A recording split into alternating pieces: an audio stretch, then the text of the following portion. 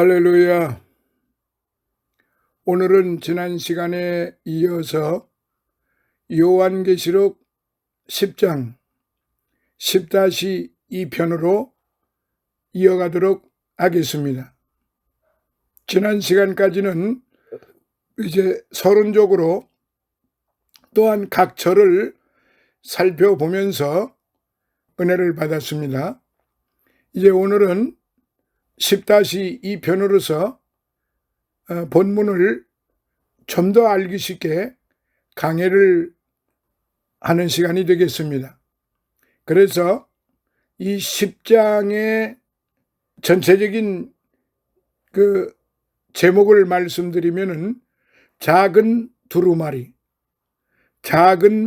두루마리입니다. 다섯째 나팔과 여섯째 나팔의 재앙을 묘사하고 있는 앞장에 이어 본장에서는 일곱째 나팔의 재앙에 들어가기에 앞서 힘센 천사와 작은 책에 대한 환상이 나오고 있습니다. 본장의 위치와 중심 내용을 한번 살펴보기로 하겠습니다. 첫째, 본장의 위치는 여섯째 인의 재앙이 끝난 후 일곱째 인의 재앙을 서술하는 8장 앞에 7장이 그 준비 과정으로 삽입되어 있었던 것처럼 본장과 11장은 여섯째 나팔의 재앙과 일곱째 나팔의 재앙 사이에 삽입되어 부가적인 정보를 제공해주는 삽경, 즉 막간극입니다. 다시 말하면 본장과 11장 1절부터 14절은 여섯째 나팔의 재앙으로부터 일곱째 나팔의 재앙으로 향하는 준비 과정을 묘사하고 있다는 것입니다. 첫째로 본장의 삽경은 11장의 내용을 미리 보여주고 12장부터는 예언의 2부가 시작됨을 알린다는 의미에서 매우 중요합니다. 즉 본장 2절의 작은 책은 5장 1절의 책과는 달리 11장의 내용을 담은 책이고 그 성격은 본장 10절에서 알려주는 바와 같이 교회의 환난을 실은 책입니다. 둘째로 본장과 11장 1절로부터 14절까지의 삽경은 하나님의 비밀이 지체 없이 제7나팔을 7나팔을 통하여 이루어질 것을 보여줍니다. 본장 6절 7절에서 천사가 한 맹세가 바로 11장 15절에서 이루어지고 있는 것입니다. 셋째로 이 삽경은 12장부터 본서의 예언의 2부가 시작됨을 보여주기도 합니다. 즉 본장 11절에서 저가 내게 말하기를 네가 많은 백성과 나라와 방언과 임금에게 다시 예언하여야 하리라고 말하는데 이는 9장까지의 모든 인류의 심판에 대한 주제가 10장 1절로부터 11장 14절로 인해 중단되었다가 11장 15절에서부터 다시 시작된다는 것을 암시합니다.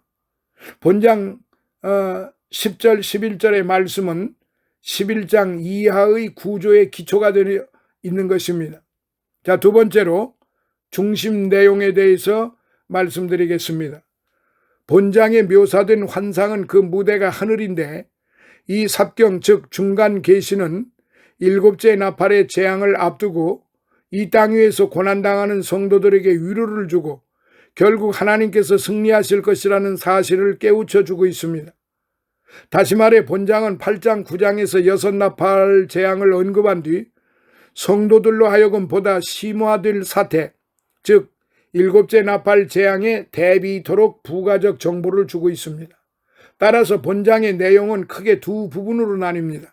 그것은 첫째, 작은 책을 가진 힘센 천사의 등장 1절부터 7절 등장과 또한 둘째는 사도 요한이 천사에게 작은 책을 받아먹는 부분입니다. 8절로부터 11절. 즉 본장의 전반부 1절로부터 7절은 전반부는 하나님의 심판의 내용이 기록된 작은 책을 가진 천사가 바다와 땅을 밟고 있음을 보여주며 이는 이후 전개될 하나님의 심판이 전 세계와 관련된 것임을 나타냅니다. 여기서 힘센 천사는 일곱째 나팔의 재앙이 속히 임할 것이라고 선언하고 있습니다. 7절. 또한 후반부 8절부터 11절에서는 하늘에서 나는 음성이 사도 요한에게 작은 책을 먹으라고 함으로써 그에게는 이 예언의 말씀을 세상에 전해야 할 의무가 있음을 상기시켜주고 있습니다. 뿐만 아니라 요한이 삼킨 작은 책은 복과 저주가 담겨 있어 첫 계시의 말씀을 받을 때는 기쁘지만 그 결과인 심판과 진노로 인하여 무섭고 고통스러운 인상을 안겨주며 사도 요한에게는 예언자적 소명을 다시금 환기시켜주는 의미를 지닙니다. 자, 그래서 이제 구체적으로 10장 1절부터 7절에 대해서 이제 들어가 보도록 하겠습니다. 첫째, 힘센 천사의 등장. 힘센 천사의 등장. 본문을 이해하기 위해서는 힘센 천사의 신분, 작은 책이 의미하는 것, 그리고 그 힘센 천사의 맹세에 대하여 살펴보는 것이 필요합니다. 자, 첫째로 힘센 다른 천사. 1절에는 힘센 다른 천사가 내려오는 장면이 묘사되고 있는데 그 머리 위에는 무지개가 있고 그 얼굴은 해 같으며 그 발은 불기둥 같다고 되어 있습니다. 여기서 힘센 다른 천사의 신분이 무엇인가에 대해서는 대략 두 가지 의견이 있습니다. 첫째, 어떤 학자들은 힘센 다른 천사가 예수 그리스도를 가리킨다고 주장합니다. 1절에 나오는 천사의 모습은 그리스도의 모습과 같다는 것이죠. 영국의 신학자 매튜 헨리도 그의 계시록 강해에서 이 힘센 다른 천사는 우리 주 예수 그리스도라고밖에 생각할 수 없는 능력이 많은 분이라고 했어요. 또한 둘째, 레드는 힘센 다른 천사를 묘사한 모든 말들, 즉 구름을 입고 머리 위에 무지개, 해 같은 얼굴, 불기둥 같은 발 등이 영광을 받으신 그리스도에 대한 묘사와 유사하기 때문에 많은 주석가들이 이 인물을 그리스도라고 생각하지만 본서에서 천사들은 천사일 뿐이며 그리스도가 천사라고 불린 적은 결코 없다고 주장합니다. 이와 비슷하게 플루머, 찰스 등도 본절에 나오는 힘센 다른 천사는 미가엘, 가브리엘 등과 같이 한 천사를 가리킨다고 주장합니다. 본절에 나오는 천사는 9장 13절의 여섯째 천사에 대응하는 존재이며 성경이 삼위일체이신 그리스도를 천사와 동일시한 적이 없는 점을 고려해 볼 때 역시 다른 한 천사로 보는 것이 타당합니다. 여기서 다른 한 천사라고 한 이 단어를 좀 심도 있게 살펴볼 필요가 있습니다.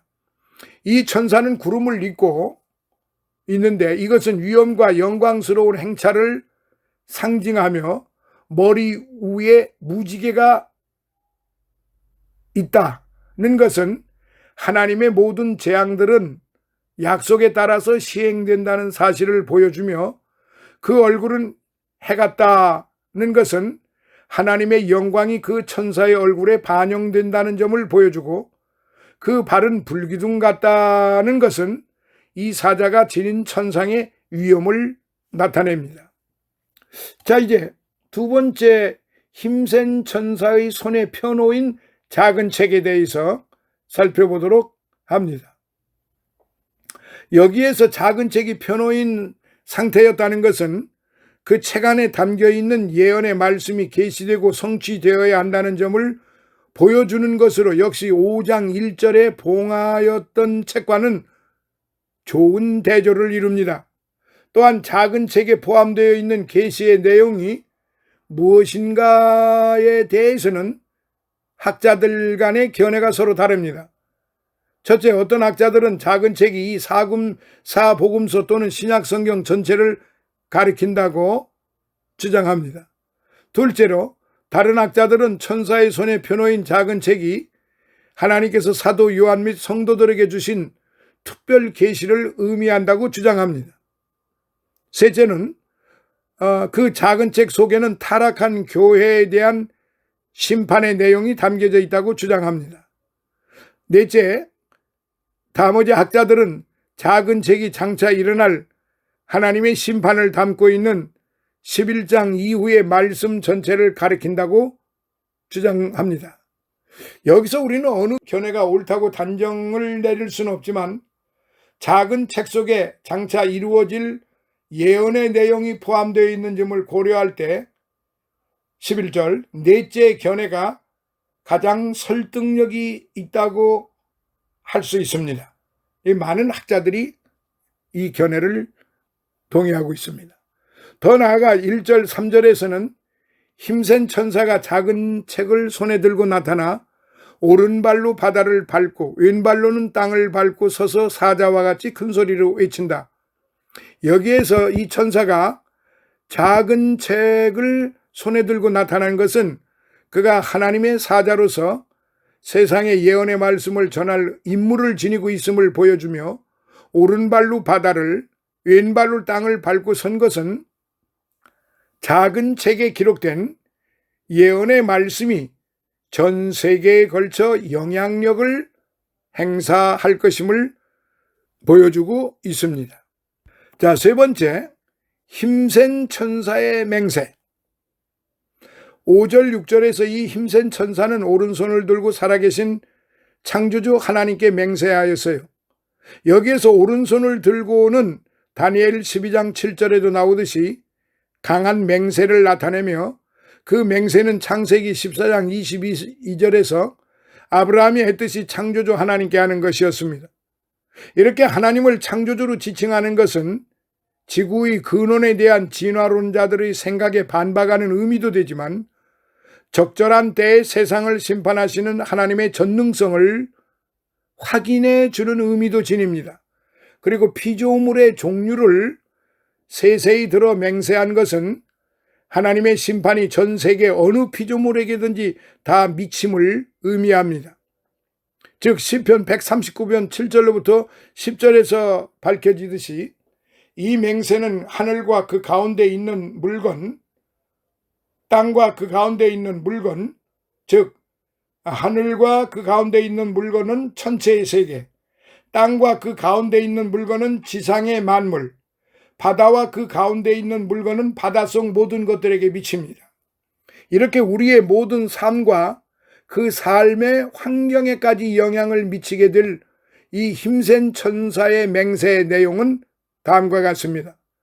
첫째로 지체하지 아니한다는 것입니다. 하나님께서는 세상을 인수하는 데 오랜 시간을 지체해 오셨습니다. 하나님께서는 오늘도 기다리시고 우리는 오늘도 나라의 임하옵시며 뜻이 하늘에서 이룬 것 같이 땅에서도 이루어지이다라고 기도합니다. 이제껏 하나님께서는 주의 재림을 지체하고 계십니다. 그러므로 주님이 오시는 그 종말의 날에 천사는 지체하지 아니하리니라고 맹세하는 것입니다. 이 힘센 천사의 맹세는 다니엘서 12장 7절의 내용을 배경으로 하고 있는데 그곳에서는 종말이 한때, 두때, 반때가 지나면 올 것이라고 맹세합니다. 여기서 한때, 두때, 반때는 7년 대환란의 후 3년 반을 가리키며 이때는 사단과 그를 따르는 세력들이 본격적으로 성도들을 핍박하는 시기입니다. 11장 2절 지체하지 아니하리라는 천사의 맹세는 7절에 일곱째 나팔이 울리면 하나님의 비밀이 이루어지리라는 맹세와 짝을 이루고 있으며 이것은 곧 일곱째 나팔로 연결되는 일곱 대접의 심판을 가리킵니다. 즉 일곱째 나팔이 울리면 마지막 일곱 대접의 재앙이 이 땅 위에 임하고 하나님의 통치를 향한 최종적 모습이 계시된다는 것입니다. 따라서 이 힘센 천사의 맹세는 천사가 일곱째 나팔을 불면은 지체하지 않고 하나님의 비밀이 성취될 것을 강조하고 있습니다. 7절에 이때 하나님의 비밀은 말세에 이루어질 하나님의 경륜을 가리키는데 이것은 일곱째 나팔로 시작되는 일곱 대접의 심판을 통해 본격화됩니다. 이 심판 속에서 이루어질 하나님의 비밀이란 감추어져 있거나 비밀스러운 어떤 것이 아니라 인간에게 계시된 하나님의 목적, 즉 하나님의 전체적인 구속 목적을 가리키며 이는 악에 대한 심판과 그의 백성들의 종말론적인 구원을 포함합니다. 힘센 천사의 맹세를 통해서 이렇게 하나님의 때가 확실하고 또한 결코 지연되지 않는다는 사실은 우리에게 소망을 줄 뿐 아니라 영적 긴장을 요청합니다. 더 이상 지체하지 않는다는 말은 이제 하나님께서 회개치 않는 자들을 심판하신다는 말과 같기 때문입니다. 자, 이제 두 번째 10장 8절로부터 11절 요한이 먹은 작은 책. 요한이 먹은 작은 책. 앞에 5절로부터 7절에서 맹세를 통해 임박한 종말을 예고한 천사는 이제 본문에서 요한에게 작은 책을 먹어버리라고 명령합니다. 요한은 천사의 말에 순종하여 그 책을 먹어버렸어요. 그것은 그의 입에서는 꿀같이 달았어요. 그러나 배에서는 썼어요. 그러고 나서 요한은 다시 예언하라는 명령을 받아요. 본 단락에 이 사건에 대한 책을 먹는다, 입에는 달고 배에는 쓰다, 다시 예언하라는 이 세 개의 문장을 분석함으로써 그 의미를 생각해 보도록 하자는 것입니다. 자, 첫째, 책을 먹는다. 사도 요한이 작은 책을 먹는 환상은 에스겔 2장 9절로부터 3장 3절이 배경으로 된 것입니다. 이는 선지자가 하나님에게서 전해지는 메시지를 조심스럽게 받아들여 그것을 철저하게 소화시켜야 함을 의미합니다. 요한의 이러한 경험은 선지자 에스겔의 경험과 유사하지만 본문에서는 임박한 종말의 관점에서 요한의 선지자적 인물을 재확증해 주고 있습니다. 선지자는 하나님의 손에서 단순히 기계적으로 일하는 사람, 곧 자신과는 전혀 관련이 없는 사건들에 대해 느낌도 없이 전하는 전달자가 아닙니다. 구원과 심판에 관한 메시지는 선지자 자신에 의해 이해되고 개인적으로 깨달아져야만 합니다. 또한 말씀을 먹는다는 것은 객관적 진리를 주관화시킨다는 의미입니다. 이것은 말씀을 읽고 듣고 상고하여 자기 삶에 흡수하는 것, 다시 말하면 말씀 안에서 살게 되는 것입니다. 우리가 말씀을 먹으면 말씀이 곧 삶 전체에 파고들며 우리의 사상과 행동을 주관하게 됩니다. 이것이 바로 오늘날에 우리에게 요청되는 말씀을 먹으라는 명령인 것입니다. 자, 둘째, 입에는 달고 배에는 쓰라. 입에는 달고 배에는 쓰라. 명령대로 그 책을 먹었을 때 그 책의 맛은 입에는 달았으나 배에서는 썼다. 이것은 몇 가지로 생각해 볼 수 있어요.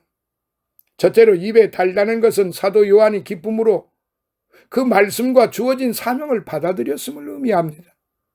이런 현상은 에스겔과 예레미야에게서도 나타납니다. 에스겔은요, 두루마리를 먹었을 때 그것이 그의 입에서 꿀같이 달았어요. 에스겔서 3장 3절. 예레미야는요, 하나님의 말씀을 먹었을 때 그 말씀이 그에게 기쁨과 즐거움이 되었어요. 예레미야서 15장 16절.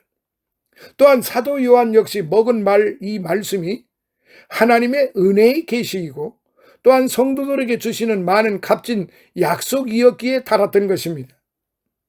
그러나 다음으로 사도 요한이 그 메시지의 본질을 깨달았을 때 그 내용이 주는 슬픔은 그를 쓰게 했어요. 즉 하나님의 말씀을 받고 성도로서 누리며 확신하는 것은 큰 기쁨이지만 그 내용에 하나님의 심판과 진노를 담고 있으므로 전파하는 것이 고통스럽고 썼다는 의미입니다. 이것은 하나님의 말씀을 선포하는 모든 사람들에게 매우 중요한 진리입니다. 하나님의 말씀은 자비뿐만 아니라 심판에 관한 것도 포함되는데 복음을 전하는 자들은 하나님의 메시지의 이 두 면에 모두 충실해야 합니다.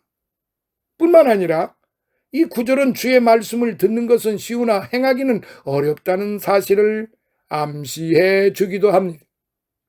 말씀을 받는 일이 꿀보다 더 달게 여겨지는 것은 말씀을 먹을 때에 죽은 자가 살아나고 죄에서 벗어나고 마귀의 눌림에서 해방되고 절망에서 소망을 갖게 되기 때문입니다.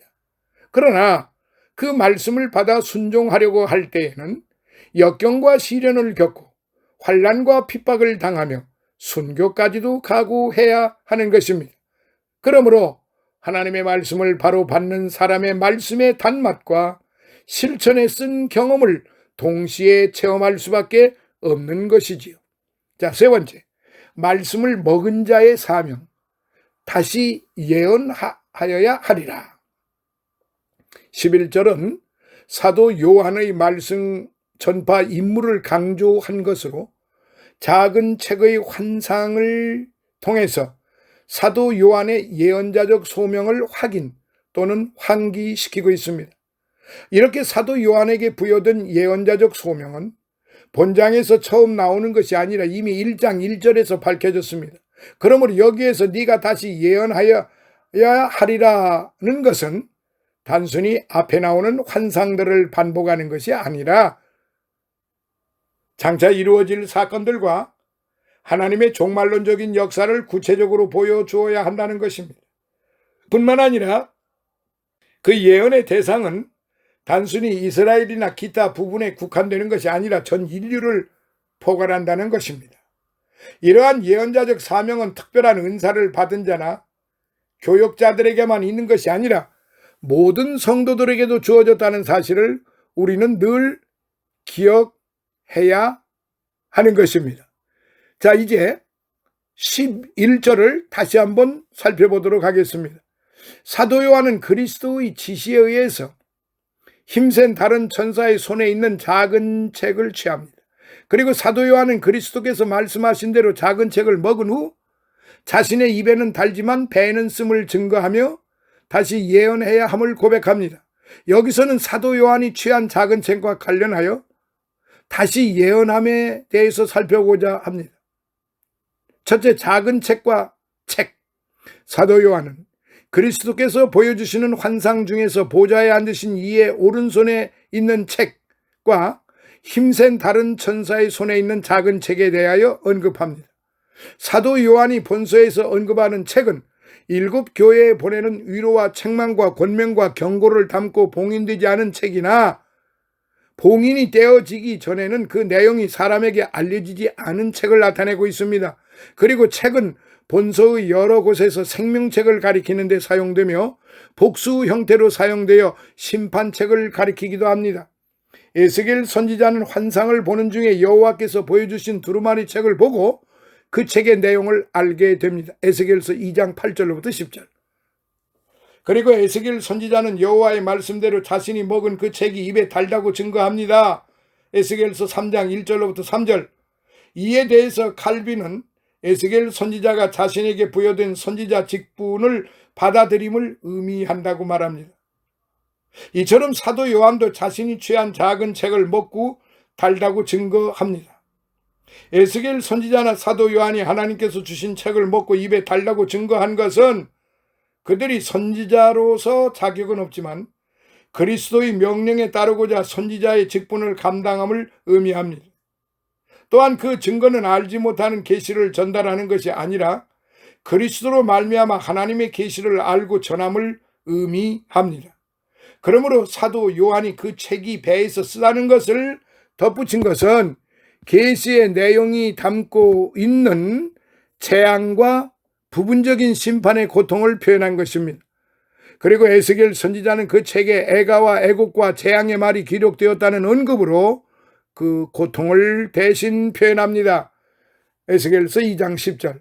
사도 요한이 작은 책에 대해서 증거함은 갑작스럽게 나온 것이 아니라 5장에서부터 연결되고 있는 것입니다.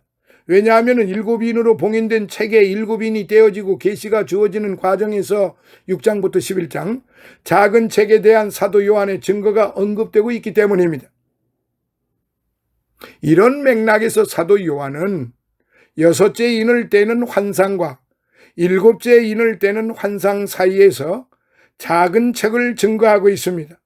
즉 본장에서 사도 요한이 증거하는 작은 책은 5장 1절에서 언급된 책과 관련이 있는 것입니다. 사랑하시는 성도 여러분, 이제 오늘의 이 말씀을 우리가 생각하면서 마지막 심판의 날에 이르기까지 속히 일어날 일들에 대한 계시를 이해하며 그 계시를 전달할 선지자의 직분을 가진 사도 요한은 많은 백성과 나라와 방언과 임금에게 다시 예언해야 할 것을 증거합니다. 11절에.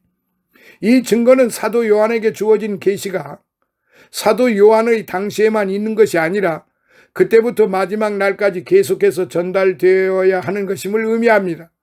그런데 그 계시는 그리스도에 의해서 밝혀진 계시입니다. 그러므로 그 계시는 종말에 이르기까지 비밀에 쌓여 감추어져 있어야 하는 것이 아닙니다. 오히려 그 계시는 공적인 예배에서 읽음으로써 계속적으로 교회에게 전달되어야 합니다. 다시 말하면은 하나님의 말씀을 계속적으로 먹고 입에 단 그 말씀을 먹고 뱃속에서 쓴 그 말씀을 내 생활 속에서 나타내 보여지게 되는 것입니다. 성경은 그리스도의 계시입니다. 또한 본서도 그리스도의 계시입니다. 더욱이 본장에서 언급되는 작은 책은 그리스도께서 밝혀주신 계시입니다. 물론 이것은 본서 전체에 포함됩니다. 그런데 사도 요한이 작은 책을 받음과 함께 그 책의 계시를 자신이 예언해야 함을 증거하는 것은 본서 전체에서 세상에 대한 심판을 담은 내용이 교회에서 읽혀지고 선포되어야 함을 의도하고 있는 것입니다. 심판의 내용이 교회에서 읽혀지고 선포될 때 심판 중에서 값없이 교회를 사랑하시고 구원하시는 하나님과 그리스도께서 더욱 높이 드러나십니다. 또한 세상을 향한 부분적인 심판 중에 교회에 나타나는 고난을 알고 분별할 때 교회는 이 생에 없는 궁극적이고 영원한 상급에 대한 소망을 가지고 이 생의 고난에 대해서 함부로 불평하지 않으며 낙심하지 않으며 인내로서 경건한 신앙생활을 하는데 힘을 얻게 됩니다. 교회의 말씀 사역자는 성경의 모든 말씀을 전할 의무를 가집니다. 물론 말씀 사역자라고 해서 모든 말씀을 다 아는 것은 아닙니다. 그러나 이러한 의무를 말하는 것은 말씀 사역자가 자의적으로 하나님의 말씀을 취사 선택하여 전하고자 하는 것을 경계하고자 함입니다. 교회에서 하나님의 모든 말씀을 전하는 것은 세상과 교회를 향한 하나님의 온전한 통치를 알리는 것입니다. 사도 요한이 다시 예언해야 함을 말하는 것 역시 하나님의 통치를 사람들에게 알리기 위함입니다. 작은 책에 담긴 내용은 봉인된 책의 인이 그리스도에 의해서 떼어짐으로 인해서 계시된 사건들에 대한 것입니다. 이 사건들은 단지 재앙만을 의미하는 것이 아니라 만물을 다스리시는 하나님의 다양한 통치를 나타냅니다. 봉인된 책의 인이 하나씩 떼어짐으로써 나타나는 사건들은 마지막 심판에 대한 예비적인 성격이 있지만 그와 함께 세상과 교회를 향한 하나님의 완전한 통치를 의미하며 또한 하나님의 영광의 나라가 도래함을 의미합니다. 그러므로 사도 요한에게 명령으로 주어진 다시 예언해야 함은 새로운 계시를 말하는 것이 아니라 그리스도로부터 이미 받은 계시를 교회를 향해서 반복적으로 선포하고 설교해야 함을 의미합니다. 그러나 사도 요한이 이미 본서 서두에서 본서를 읽고 듣고 지켜야 함을 말했던 것처럼 사도 요한에 다시 예언해야 함은 작은 책으로 주어진 계시뿐만 아니라 7 교회에 대한 그리스도의 명령과 본서 전체를 교회에서 마지막 심판의 날까지 계속 읽고 설교함으로써 만물을 통치하시는 하나님을 드러내야 한다는 의미를 가집니다. 또한 그것은 온전한 영광의 나라에 대한 소망에 머물지 않고 그 나라를 다스리시며 교회에게 지극히 큰 상급이 되시는 하나님에 대한 소망을 굳게 하라는 의미를 가지는 것입니다. 그러므로 오늘 저와 여러분들은 이 말씀을 잘 받아먹고 또한 우리 신앙생활에서 그 어떤 쓴 환경이 닥쳐온다 할지라도 이것은 바로 하나님 우리 주님께서 우리에게 주신 명령이고 또한 그렇게 해서 복음을 전하라는 그런 지상 최고의 절대 명령이니까 그 말씀대로 살아가는 저와 여러분이 되시기를 예수님 이름으로 축원합니다. 이렇게 해서 10장은 2편으로서 마무리를 하도록 그렇게 하겠습니다. 감사합니다. 다음 시간에는 11장에서 여러분들을 만나뵙도록 하겠습니다. 감사합니다. 할렐루야.